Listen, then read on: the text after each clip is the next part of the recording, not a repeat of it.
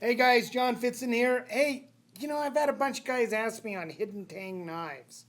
So I'm going to kind of explain to you different stuff like that. Um, this is one of my bone splitter blades. You can see the Tang. Okay. Um, this is a draft bone. Okay. They make smaller ones, but I thought we'd show you the big draft bone. That's big. But anyway, the smaller ones I have, they're hollow inside. So what we would do on a hidden Tang knife, what I would do is I'd put little notches down here, okay? And I'd put the guard up over it. There's certain glues that I use. I don't tell people really the glue that I use. The glue that I use, they put, oh God, golf club heads on with. It's really pricey. It's like, God, man, it's almost like $100 for a tube. You know, I don't like to tell people the stuff that I use because it's kind of I got to keep some little secrets. But you know what? I've helped guys where they've used Gorilla Glue, and it's worked really good. But the thing is, you got to keep wiping it off, and you got to have that thing tied up against there, the handle. If you don't have it tied up, it's going to push the handle away. So, but guys use the two-part epoxy. I've even used in the past JB Weld. Okay, but the stuff that I use, the Gorilla Glue, the stuff that I use is, it goes into like, if I'm using elk handle or whatever, and you know it's kind of porous down in there, it fills in the gaps. And then you have those little ridges on here that you put in, and that will hold this blade in tighter and tight. But you got to remember, if you're using like a Gorilla Glue, it wants to seep out. You got to keep that handle up tight against the blade or it's not going to work. JB Weld would be a great thing. You got to buy a lot of tubes, okay? And you got to fill up that whole orifice that's inside the bone or the stag handle or the horn or whatever. But that's how you do it. This right here, I did up for a buddy of mine. This is actually a hippo tusk. And pretty cool blade, isn't it? It's one of my little bulldog blades. But you can see how I attach that with my real wild glue.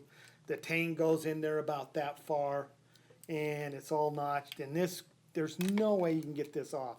You could put something on this and try to pull it or break it before it go apart. But that's what I've used on that. And it's just big. Yeah, you could use Gorilla Glue. You could use a two-part epoxy. You could use JB Weld. You just got to get a lot of that in there, okay? So you can see this is another hidden Tang knife. Do the same thing. You got to have them at least that long, you know. You don't have to have them any longer than that because if I'm grabbing a hold of the handle, you can see I got the majority. Even if it sticks out that much farther, the handle, which I like longer handles, it's still going to be strong enough you don't have to sit there and worry about that end piece breaking. It's going to take a lot of effort for that to break.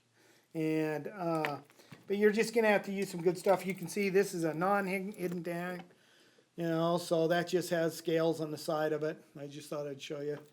You know, this is a hidden Tang. This is not. You see? So anyway, but there's a bunch of different glues you can use nowadays. And just go out there and kind of experiment. If you need to talk to me, God, you can always call up my shop, 801-918-3725. And I can kind of give you some heads up on some stuff and if there's some things you need to kind of know. And, you know, if I'm not busy, I'll talk to you. If I'm busy, I'm not going to fucking talk to you. So, anyway, guys. So I thought I'd explain a little bit to you on that, on the hidden Tang knives. And they're super strong. Don't let anybody tell you they're not. You got to make the Tang thick enough, wide enough, and all that. So it's going to be durable. Oh, and see this right here? If you notice, it's rounded just a tiny bit. Maybe this one to show.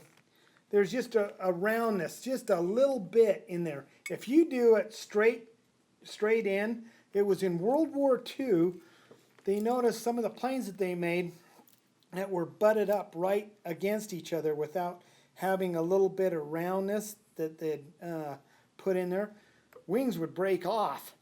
So, but just having that little radius like that, they wouldn't. So when you're doing a hidden tang knife, you got to make sure it has a tiny bit of radius. If it's just right abrupt, you could have problems. And it's kind of weird, but I learned that from actually a friend of mine that was in the Air Force that built planes and all the other stuff in World War II. And he explained that. So I put that in all my knives. But anyway, pretty cool, isn't it?